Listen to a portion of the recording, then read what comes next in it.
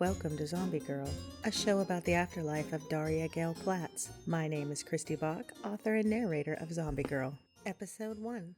The End is the Beginning. I'm an internet stalker. Each night after work, I sought his profile and read every ridiculous thing he posted. Unashamed in my invasion of his privacy, I'd like everything. Not bad for a passive-aggressive way to announce he'd been in my thoughts. Not that he ever left them. From the moment I met him, his fractured spirit captured me. I had this thing about people. I cultivated friendships with the broken. I did whatever it took not to have to inspect the person in the mirror. Their lives were so much easier to focus on. Daria. A few of us are getting a beer after work. Are you in? He's cute when he talks. The little dimple that sits just off the corner of his mouth made me want to poke him. He hadn't shaved today, which made me want to run my fingers down the side of his face to feel the stubble against my skin. God, I'm an idiot. Seriously, are you okay? He smells clean. How the heck can one make soap smell so good? There's something about a man who need not mask his natural scent with chemicals. Earth to Daria. With a sigh, I snapped out of my hormone-induced fog. You drink cheap beer, and only 2. I'm sure we can swing $5 for you. Then count me in. I just need to finish up a few things here. Who's all coming? You, me, Alex, Tamara, Sheldon, and... He paused, so I knew I wouldn't like the next person whose name came out of his mouth. Sharon. Why on earth would you invite the boss to go drinking? I'm out. Of all the people I wouldn't mind getting intoxicated with, my anal retentive boss just wasn't one of them. I'd nothing against the woman who signed my paychecks, but I liked the gaping red sea that separated our personal lives. You're still in. She's just a person, red blood cells and all. Besides, it'll do Alex good to network with her. You know that they have passed him over for the last 6 promotions.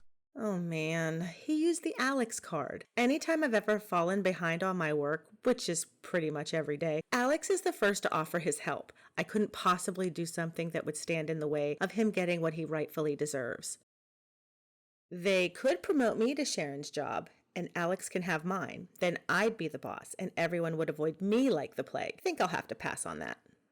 Fine, but I'm not singing. Curtis laughed. There's beer and karaoke. I bet you $10 you don't make it through your first bottle before you sign yourself up. We all know that deep inside that jaded little heart of yours lives a vivacious woman just waiting to be the center of attention. His laugh enveloped my ears and made me smile. God, why couldn't I like the bad guy douche noggins like all the other women out there? Bad boys didn't stick women in the friend zone. Pretty girls past 30 do not get laid in the friend zone. I'm just saying.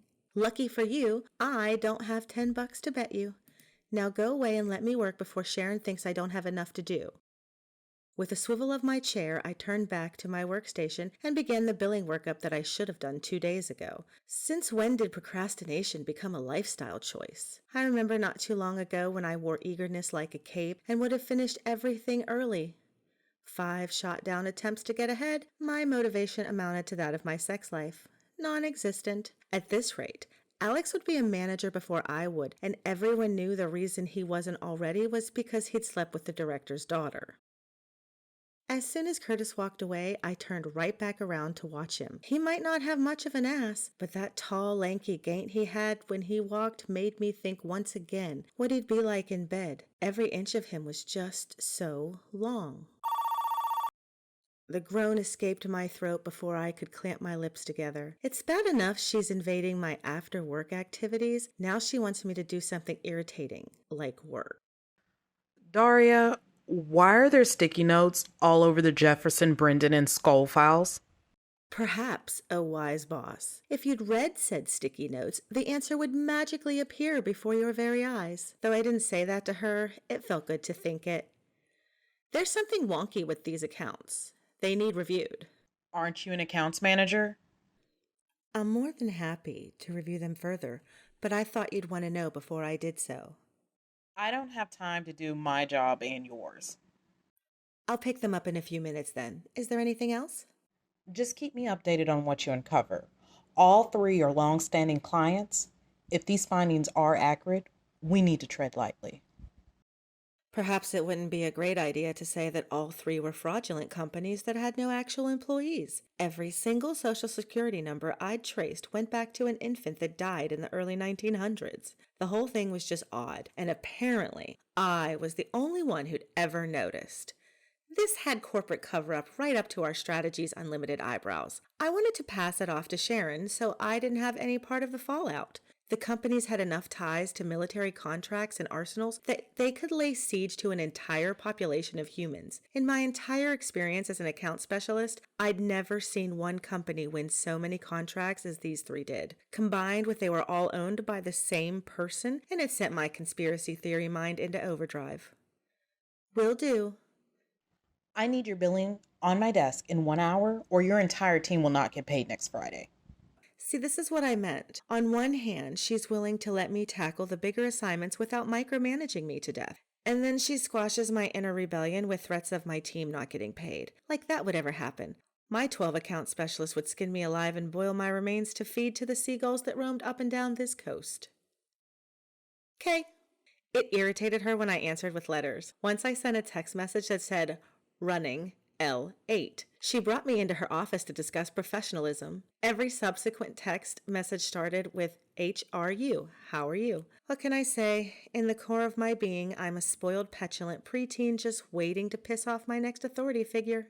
Her sigh carried through the speaker of the desk phone as she ended the communication. Point for me. Well, until it came time for them to deny me my promotion once again, then I'm sure I'll regret all of this immature nonsense. I finished the billing in about 15 minutes. The sad part of my life was that I'm ridiculously good at my job. I work for a firm that acted as a check and balance system for conglomerate corporations. They hire us to review their company practices in things such as ethics, billing, advertising, and community involvement. We gave them a rating that they then used to promote themselves in developing areas or at career-building campaigns. I started as a temp about 4 years ago. Fresh-faced and college-educated, I've been ready to take on the world. 1,864 accounts later, I hated everything corporate-related. I have yet to see one company that wanted to be a strong presence in the community or pay their workers what they're worth. They just wanted a nice little A on their report card. We're basically the health department giving out ratings based on an archaic system that had no real basis in this century. Not to mention, I had a sneaking suspicion the entire setup was a fraud to cover companies like Jefferson, Brendan, and Skoll. That, or I just watched too much crime television. These three were the dirtiest companies I'd ever seen, all owned by a woman named Winterbourne. The world knew absolutely nothing about her. This woman controlled the weapons contracts for the U.S. military and a large chunk of foreign investments that dealt with technological warfare. Sharon's office stood about 12 feet from my humble desk. I switched out the billing folder for the folder of the three companies that I'd spent the weekend investigating. One of the great perks of my job was that I only had to show up on Fridays. I spent most of my time in the field where I visited the companies. In the beginning, I'd sign on as an intern to get a feel for what it was like to work there. I can't tell you how many times I wanted to quit my job and go work for some of these places that tried so hard to impress me. Strategies Unlimited made me sign a disclosure stating I wouldn't leave their employment for a company they'd investigated. They suck like that. I finished the last bit of paperwork and cleared off my desk for the week. Clutter disturbed me in ways I just couldn't explain, and I'd be spastic next week if I came back to things out of place. Just as I walked by, Sharon poked her head out of her office door. Good night, Daria. It's been an adventure working with you. Bye. What the heck kind of statement was that? She made it sound as though our work relationship was ending. Oh, thank God. If I'm getting fired, then I don't have to investigate why 3 of our biggest clients all carry the identification of dead people. Thank you for listening to Zombie Girl by Christy Bach. If you want to read ahead, you are more than welcome to go to Kindle Vella and look up Zombie Girl, and you could read all future episodes. If you'd like to wait, I hope to post one again real soon. Check back at ChristyDBach.com or find me on Facebook, Christy D. Bach. Also on Twitter and Instagram, same name. I look forward to hearing from you, and I hope you enjoyed this. Have a wonderful day.